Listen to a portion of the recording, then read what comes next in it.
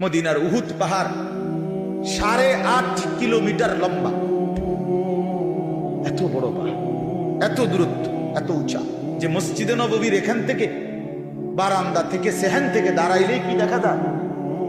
উহুদ পাহাড় দেখা যায় প্রায় 4 কিলো 4.5 কিলো দূরে, কিন্তু এখান থেকে স্পষ্ট পাহাড় দেখা যায়, এতটা উঁচা।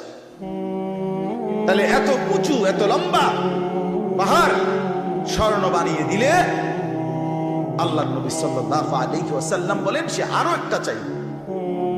এরপরে নবী বলেন, শোনো বনি আদম, লান ইয়ামলাআ ফাহু ইল্লা তুরাব। হায়, এই সাহাবীকে ডাক দিয়া বলছে, উবাই ইকরা আলাইয়া কোরআন শরীফ পড়ো, শোনাও। তিনি বলেন, আমি শোনাবো আপনাকে? আমরাই তো শুনি আপনার, আপনার সামনে আমি কোরআন পড়বো, এই সাহস তো আমার নাই। আল্লাহ নবী সাল্লাল্লাহু আলাইহি ওয়াসাল্লাম বললেন, আল্লাহ তাআলা তোমার নাম বলে আমাকে আদেশ করেছেন তোমার জবানে কোরআন শরীফ। উনি 3 বার জিজ্ঞাসা এই কথাইটা। এরপরে আসাম্মানি আল্লাহ, ইয়া রাসূলুল্লাহ, আল্লাহ আমার নাম নিছে? বলে তোমার নাম? আমার নাম? হ্যাঁ তোমার নাম। আমার নাম? বলছে হ্যাঁ তোমার নাম। বাবা, তিনি প্রচন্ড ভাবে কাঁদতে শুরু করতে আর বলছে, হায় নবী, এক গোলামের এর চাইতে বড় সৌভাগ্য আর কি হতে পারে? তার মালিক তার নাম, তার মালিক তার নাম দিছে, এর চাইতে বড় ভাগ্য যেমন আল্লাহ আমার নাম। যাই হোক, আমার বলার উদ্দেশ্য হলো এই সাহাবী উবাই ইবনে কাব বলেন, এই যে হাদিস এটা নবীজি আমাদেরকে এত বেশি বার বলছে, বারবার বারবার বলতেন। আমরা প্রথমত কুন্না নারা, এর সরাসরি তাফসীর আছে, কুন্না নারা হাদা মিনাল কোরআন।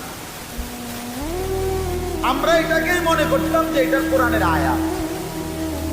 এত বেশি বার নবী এটা আমাদের সামনে, অর্থাৎ সাহাবীদেরকে দুনিয়া থেকে, দুনিয়ার লোক থেকে ফিরাইবার জন্য, আখিরাত মুক্তি করার জন্য, পরকাল মুক্তি বুঝাবার জন্য এত বেশিবার বলছে এটা।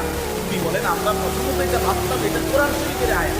হাত্তা নাযালাত আলহাকুমুত তাকাসুর হাত্তা যুরতুমুল মাকাবির। এরপরে তখন আলহাকুমুত তাকাসুর এই সূরাটা নাযিল হয়েছে।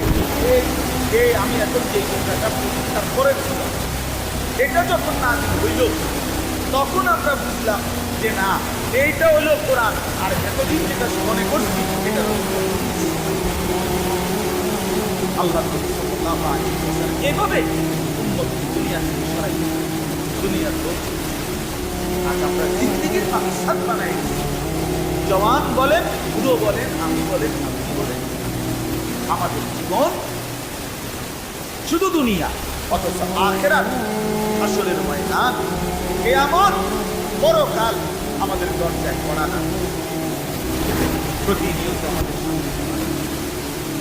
মৃত্যুবরণ করতেছে, এরা যেন আমাদেরকে হাত করা নাই ডানাই ডানাই করতেছে।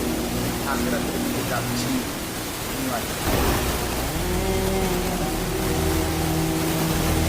এই জন্য কবর জিয়ারতের দোয়া সালাম